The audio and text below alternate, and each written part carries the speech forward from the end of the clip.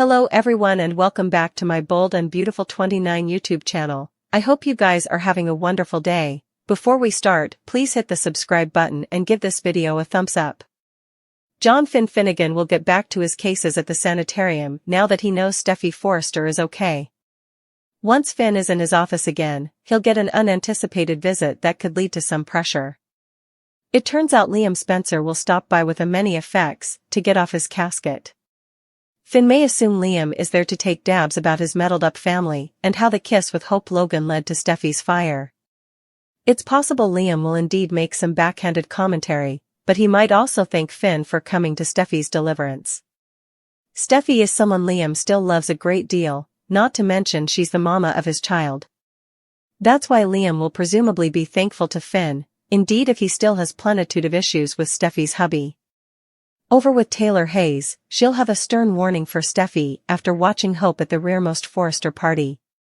It's clear that Taylor is upset about Hope causing further problems in Steffy and Finn's marriage, so she'll advise Steffy to stay on guard.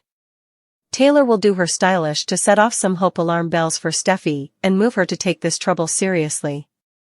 Steffy will probably point out that she trusts Finn, but Taylor will contend that Hope can't be trusted at all since she's just like Brooke Logan, at least according to Taylor. While Taylor pushes Steffy to watch her back, Will Spencer will sit down for a converse with both his parents. Will has formerly been quizzing Katie Logan about the possibility of a reunion with Bill Spencer, so that's what he'd like to see be in the fate of all the Luna Nozawa mayhem. Still, Will would clearly be happy about that, if commodity good could come out of this mess. Although Will denied playing matchmaker when Katie asked him, the Bold and the Beautiful spoilers say Will's indeed going to play Cupid. Our prognostications point to Will stirring up some fond recollections for Katie and Bill, so we'll bring you updates on any romantic news that's still to come. Some afterlife surprises are ahead.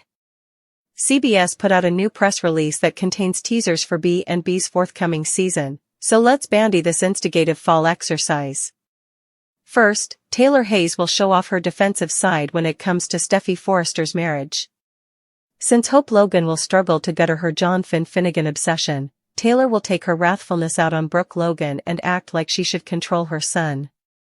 Brooke also has enterprises when it comes to Hope's preoccupation with Finn, but she'll still defend Hope when Taylor spews cuts and pitfalls. Still, Steffy will deliver a trouble of her own and leave Hope stewing that her fashion line could truly be cancelled this time. Once Hope faces the real possibility of losing hope for the future, she'll find a new man to concentrate on. Could it be Carter Walton who catches Hope's attention? Hope could fluently flirt with Carter and ask him to help get through to Steffy. From there, maybe real sparks could fly and lead to blooming love. Next, Bill Spencer and Katie Logan will find themselves inching near to a romantic reunion, thanks in part to Will Spencer and his attempts to play Cupid. Other B&B spoilers say Ridge Forrester will make a stunning discovery about Taylor and her real reasons for coming back to Los Angeles. Could Taylor admit she saw Brooke and Ridge together while she was in Monte Carlo? Will Taylor confess she returned hoping to revitalize affects with Ridge herself? Those are good options to consider, but it's also possible Taylor is keeping some other marvels under wraps. Whatever the case, Ridge will find out some new Taylor details as some familiar passions rise up for his former honey. We should also mention some special guest stars who'll be popping up this afterlife. Tom Arnold will duplication his part as Captain Deuce Stevens, the Forrester airman, so that should bring some comical situations. Plus, Icelandic rock star Jokal Juliusson from the band Kaleo will give a performance to flashback. The Brooks bedroom fashion crusade will get another boost once everyone's bopping along with the music. In other appearances and goings news, Ashley Jones will return as Bridget Forrester by the end of September, just in time to protest off all the fall action. The Bold and the Beautiful spoilers say some conflict and curveballs will shake effects up in the coming months, so we'll bring you prognostications on all the drama and updates on which stories will take center stage. The show just wrapped up a summer murder riddle, which brought the demise of two characters. Luna Nozawa killed both Tom Starr and Paul Hollister before nearly barring Steffy Forrester as well. Of course, Utmost Suckers knew Steffy was in real peril of getting killed off, but that doesn't mean the deaths are done. For starters, Belle addressed Sheila Sharp's temporary demise before this time. In a twist that numerous of us saw coming, Sheila turned out to be alive since it was Sugar aka Janet Weber who decomposed at the Precipice House. Belle explained how occasionally villains need to fade to the background during a cooling-off period. That's been the case for Sheila on further than one occasion, though now Sheila is trying to concentrate on erecting a good life with Deacon Sharp by her side. Although Sheila seems to have 9 lives, that's not the case with everyone on the show. Bradley Bell conceded that getting relief of a character permanently means losing a lot of history. The CBS cleaner scribe reflected on killing off Stephanie Forrester back in 2012 when Flannery decided her time on detergents had come to an end. Still, occasionally the story itself can force a fatal exit, especially if it's commodity juicy that'll keep the drama going strong.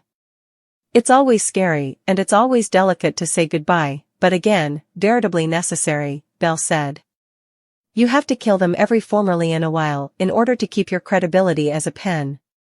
And I promise myself every time I'm going to kill further people. Do you have any prognostications on who differently might face a ghastly outgrowth in the coming months?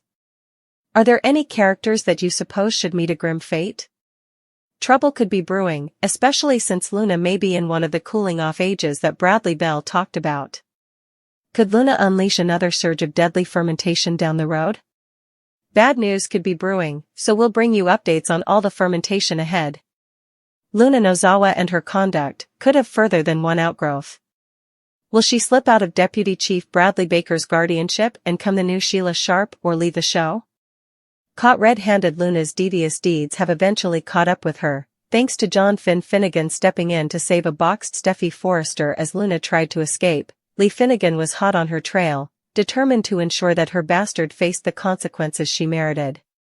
Now that Luna has laid bare her wrongdoings to Poppy Nozawa in front of Deputy Chief Bradley Baker, one can't help but wonder, is this truly the end of the line for her? With Luna now in guardianship, we've to consider what her future holds. This could veritably well be the climax of Luna's plot. If so, we recommend the show for giving her a dramatic salutation. Hauled down ever, or slippery as a snake? The choice to plunge Luna into Sicky Home was really a brilliant move, transubstantiating her from a lackluster character into a witching presence that kept us concentrated to our defenses. Still, this shift also brings a bittersweet feeling, as numerous suckers may feel demoralized at the study of Luna's departure. Yet, it's important to flash back that Luna's exit from B&B is a certainty, despite the grim outlook of her legal troubles. There's still instigative drama to unfold if Luna opts to maintain not shamefaced by reason of insanity or analogous defense. Who can prognosticate the defense her counsel might concoct? Indeed, in the event of a conviction and imprisonment, observers could still catch casts of Luna behind bars, evocative of Sheila Sharp's own time in captivity.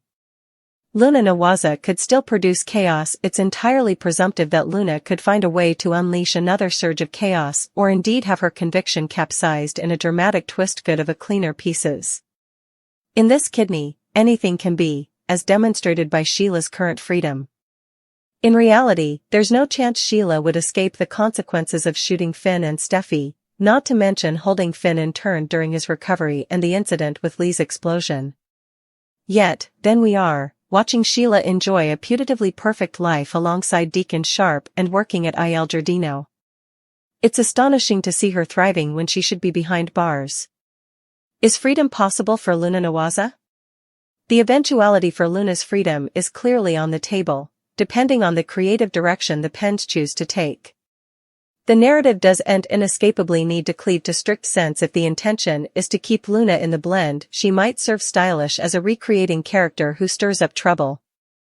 With Sheila now trying to lead a more stable life, Luna could veritably well step into a part evocative of Sheila's before, further chaotic days. Are you interested in seeing Luna suffer a metamorphosis, or do you prefer her as the changeable wild card she's known to be?